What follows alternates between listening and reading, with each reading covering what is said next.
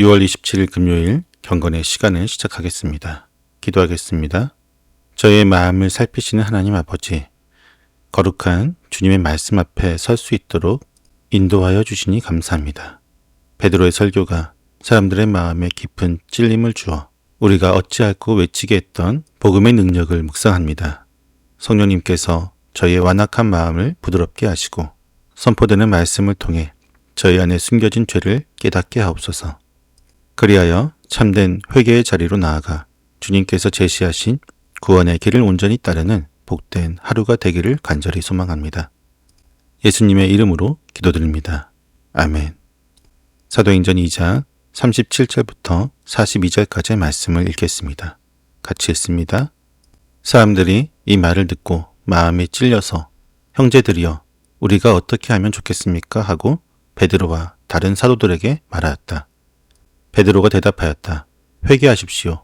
그리고 여러분 각 사람은 예수 그리스도의 이름으로 세례를 받고 죄의 용서를 받으십시오. 그리하면 성령을 선물로 받을 것입니다.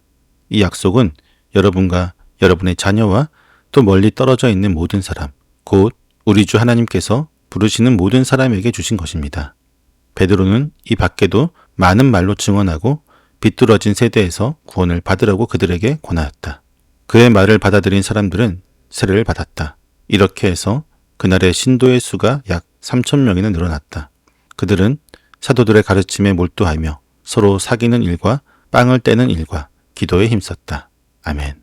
오순절 성령 강림 후 베드로의 설교는 예루살렘에 모인 수많은 사람들의 마음에 깊이 파고들었습니다. 누가는 사람들의 반응을 그들이 이 말을 듣고 마음에 찔려 형제들아 우리가 어찌할꼬라고 표현합니다. 이는 말씀을 제대로 들은 자들의 당연한 반응이었습니다. 바르게 전해진 말씀을 진지하게 들은 사람은 자연스럽게 이런 반응을 보이게 됩니다. 이것이 바로 말씀의 능력입니다. 말씀을 듣기 전에 그들은 제자들이 술에 취했다고 조롱했지만 말씀을 들은 후에 그들은 마음에 큰 찔림을 받았습니다. 베드로가 전한 예수님의 지위와 존엄에 대한 계시는 그들에게 맹렬한 충격으로 다가왔고 그들은 그의 말에 의해 마음이 찢어지고 죄 아래 있다는 확신에 처하게 된 것입니다. 그들 중 많은 이들은 아마도 예수님을 죽게 만든 그들의 지도자들의 행동에 암묵적으로 동의했을 것입니다. 그들은 자신들이 하나님께서 보내신 메시아를 배척하고 죽였다는 죄의 심각성을 깨닫게 된 것입니다. 이 깊은 찔림은 그들로 하여금 중요한 질문을 던지게 했습니다. 형제들아, 우리가 어찌하고? 이 질문은 단순한 절망 속에서 나온 질문이 아닙니다. 자신들의 죄를 깨닫고 구원의 길을 찾고자 하는 간절한 부르짖음이었습니다. 자신들의 죄를 알게 된 자들이 어떻게 반응해야 하는지를 묻는 것은 자연스러운 일이었습니다.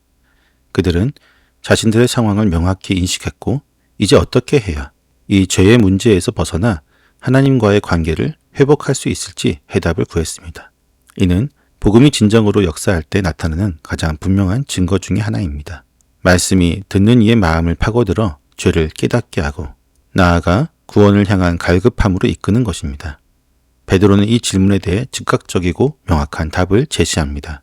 베드로가 제시하는 답은 회개하고 각각 예수 그리스도의 이름으로 세례를 받고 죄사함을 받으라. 그리하면 성령을 선물로 받으리니였습니다. 이는 그리스도인 설교자들이 청중들에게 무엇을 요구해야 하는지에 대한 표준적인 부름을 요약합니다. 이 부름은 실제적으로는 하나의 부름입니다. 첫째는 회개로의 부름입니다.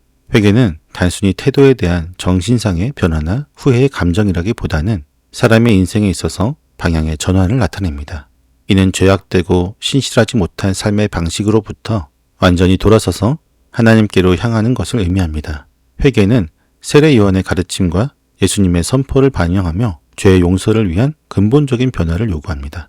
어떤 의미에서 이 회개는 사람이 스스로 행할 수 없는 것이기에 하나님의 선물이라고도 말할 수 있습니다. 회개는 믿음과 긴밀히 연관되어 있으며 참된 회개는 삶의 변화를 동반하며 이는 하나님 앞에서 자신을 겸손히 낮추고 그분의 주권을 인정하는 첫 걸음이 됩니다.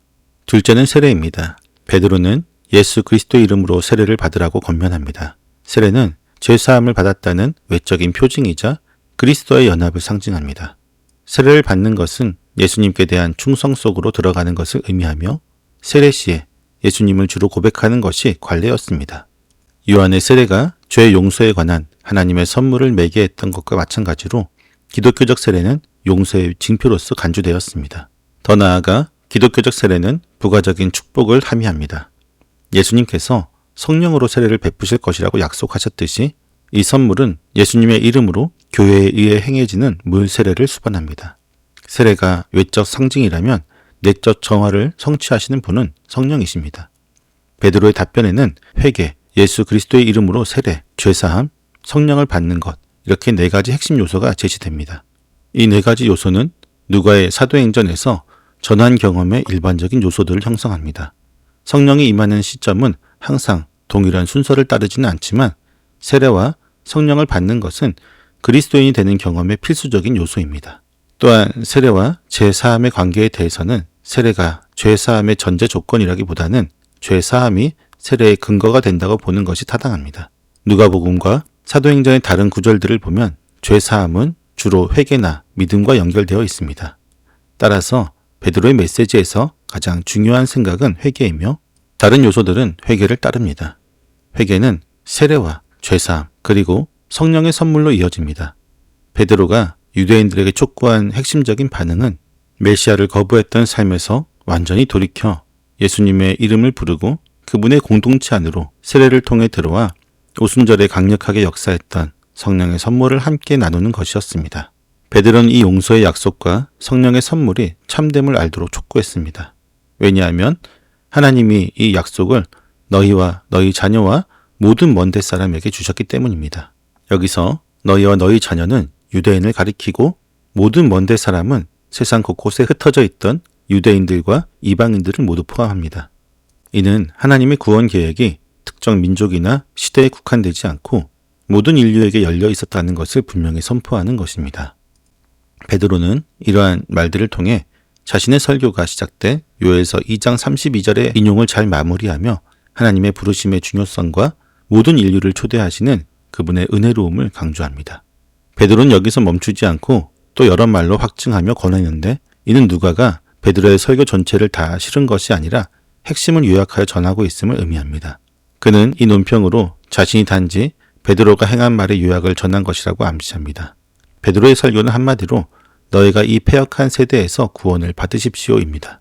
패역한 세대란 당시 세대에 대한 규정일 뿐만 아니라 모든 시대와 세상을 종말론적인 관점에서 보는 규정입니다. 이 표현은 구약 성경에서 완고하고 반역적이며 하나님께 신실하지 못한 세대를 지칭하는 언어이며 신약 성경에서는 예수님을 거절한 사람들에게 적용됩니다. 유대인 청중들은 메시아의 오심을 목격했고 그분을 거절한 패역한 세대의 일부였습니다.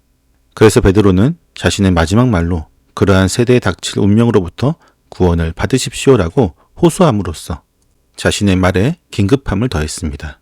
이는 단순히 지적인 동의를 구하는 것이 아니라 생명을 살리는 긴급한 초청이기에 베드로는 온 힘을 다해 그들을 설득하고 있습니다. 베드로의 설교에 반응하여 그 말을 받은 사람들은 세례를 받았습니다. 그날에 신도의 수가 3,000명이나 더하게 됩니다. 이 3,000명이라는 숫자는 오순절 성령 강림을 통해 하나님의 나라가 강력하게 확장되고 교회가 폭발적으로 성장하기 시작했음을 보여주는 놀라운 증거입니다. 비록 이 숫자가 커 보일 수 있고 어떤 이들은 상상 속의 허구로 간주할 수도 있지만 실제로 이 사건에 대해 신뢰하지 못할 것은 아무것도 없습니다. 열린 공간에서 그 정도 규모의 무리와 더 많은 사람들에게까지 소리를 들리게 하는 일은 충분히 가능했으며 예루살렘의 인구가 순례 축제 시기에는 엄청나게 늘어났음을 고려할 때 하루에 3,000명의 신자가 더해지는 것은 불가능한 일이 아니었습니다. 그럼에도 이러한 일은 일반적인 현상이 아니며 성령의 역사로 일어난 특별한 일이었습니다. 마지막으로 누가는 새로운 개종자들에게 무슨 일이 발생했는가를 기록하고 있습니다. 초대교회 교인들의 삶은 힘쓰니라 라는 단어에 집약되어 있습니다. 이 단어는 어떤 일에 계속해서 전념하는 것을 의미하며 초대교회가 힘을 많이 기울인 공동체였음을 보여줍니다. 초대교회 교인들은 다음과 같은 4가지 일에 힘썼습니다. 첫째, 그들은 사도들의 가르침을 받는 데에 힘썼습니다. 사도들은 예수님과 함께했던 시간으로 인해 이 임무에 자격을 갖춘 자들이었으며 교회가 성장하고 발전할 때 예수님에 관한 가르침의 수호자로 간주될 수 있었습니다. 예수님의 부활, 구약 성경, 그리스도인 증언, 그리고 예수님의 지상 사역과 가르침에 대한 그들 자신의 기억들이 가르침의 내용에 포함되었을 것입니다. 둘째, 그들은 교제하는 데 힘썼습니다. 헬라어 코이노니아는 나눔을 의미하며 물품들의 공유나 공동의 식사를 나누는 것을 가리킬 수 있습니다. 이는 세상 사람들의 일반적인 사교 활동이 아니라 그리스도를 믿는 믿음으로 하나가 된 신성한 공동체를 이루고 서로 사랑하며 함께하는 특별한 교제였습니다. 셋째, 그들은 떡을 떼는 데 힘썼습니다. 이는 바울이 주의 만찬이라고 부르는 것에 대한 누가의 용어입니다. 이는 유대인들이 식사를 시작하는 행위를 가리키지만 예수님께서 최후의 만찬 때와 무리들을 먹이실 때 행하신 행동의 관점에서 그리스도인들에게 특별한 의미로 다가왔습니다. 즉, 떡을 떼는 행위는 공동의 식사를 통해 주님과 함께 참여하는 예배의 성격을 띠었고 그리스도 안에서 새롭게 형성된 가족임을 확인하는 것이었습니다. 넷째, 그들은 기도하는 데 힘썼습니다. 이는 그리스도인들의 공동체 회합의 중요한 한 부분이었으며 그들이 유대인들의 정해진 기도 시간을 지킨 방식과도 관련이 있을 수 있습니다. 하지만 이는 주로 그들이 사적인 집 모임에서 함께 기도하는 것을 의미했을 것입니다. 이러한 요소들은 그리스도인 교회의 종교적인 관습의 본질적인 4가지 요소들입니다. 이들의 모임은 단순히 종교적인 활동이 아니라 예수 그리스도를 머리로 한 살아있는 유기체로서의 교회의 시작이었습니다. 이는 오늘날 우리가 교회의 본질을 이해하고 추구해야 할 중요한 모델을 제시합니다. 말씀의 선포와 그에 대한 순종, 그리고 이를 통해 세워지는 공동체의 삶이 바로 교회의 핵심이라는 것을 보여줍니다. 오늘 우리는 사도행전의 말씀을 통해 참된 회개가 무엇이며 그 회개가 어떻게 구원의 문을 열고 새로운 생명으로 인도하는지를 살펴보았습니다. 베드로의 설교를 들은 사람들은 자신들의 죄를 깊이 깨닫고 우리가 어찌할 꼬라고 외쳤습니다. 이 외침은 죄에 대한 통렬한 자각과 구원을 향한 간절한 열망에서 나온 것입니다. 우리 역시 날마다 이 질문 앞에 서야만 합니다. 우리가 예수 그리스도를 주로 고백하고 따르고 있다고 하지만 여전히 죄의 유혹에 빠지고 하나님의 뜻에서 벗어나는 순간들이 있지는 않습니까? 그때마다 우리는 베드로의 초청처럼 죄를 미워하고 하나님께로 돌이키는 참된 회개를 경험해야 합니다. 그리고 예수 그리스도의 이름으로 세례를 받고 죄 사함을 받는 구원의 은혜를 확신해야 합니다. 복음은 단순히 듣는 것으로 끝나지 않습니다. 그것은 우리의 마음을 꿰뚫어 죄를 깨닫게 하고 삶의 방향을 하나님께로 돌리도록 강권하며 결국 새로운 공동체 안에서 말씀과 교제와 기도 속에서 살아가는 축복으로 이끕니다. 베드로의 설교가 수많은 영혼을 구원으로 인도하고 교회를 세웠던 것처럼 오늘 우리의 삶에도 이 복음의 능력이 강력하게 역사하여 참된 회개와 구원의 기쁨을 누리며 살아있는 공동체 속에서 하나님을 예배하는 삶을 살아갈 수 있기를 간절히 소망해 봅니다. 기도하겠습니다. 죄인을 구원하시는 은혜의 하나님, 베드로의 설교가 수많은 영혼을 회개의 자리로 이끌었던 놀라운 복음의 능력을 다시금 깨닫게 하시니 감사합니다. 죄사함을 얻고 성령을 선물로 받는 구원의 길을 명확히 보여주심에 찬양을 드립니다. 그럼에도 불구하고 저희는 때로 죄의 심각성을 가볍게 여기거나 온전한 회개 없이 주의 구원을 값싸게 여기려 했던 연약한 모습이 있었음을 고백하오니 긍휼히 여겨 주시옵소서. 모든 약속에 신실하신 주님, 저희가 날마다 죄를 미워하고 하나님께로 돌이키는 참된 회개의 삶을 살 수 있도록 인도하옵소서. 예수 그리스도의 이름으로 세례를 받고 죄 사함을 얻는 은혜를 깊이 확신하며 성령 충만한 삶을 살아가게 하여 주옵소서. 나아가 초대교회가 사도들의 가르침과 교제, 떡을 떼는 것과 기도에 힘썼던 것처럼 저희도 말씀 위에 굳게 서서 사랑과 섬김으로 연합된 공동체를 이루는데 헌신하게 하옵소서. 그리하여 주님의 영광을 온전히 드러내는 복음의 증인이 되게 하여 주시옵소서. 예수님의 이름으로 기도드립니다. 아멘.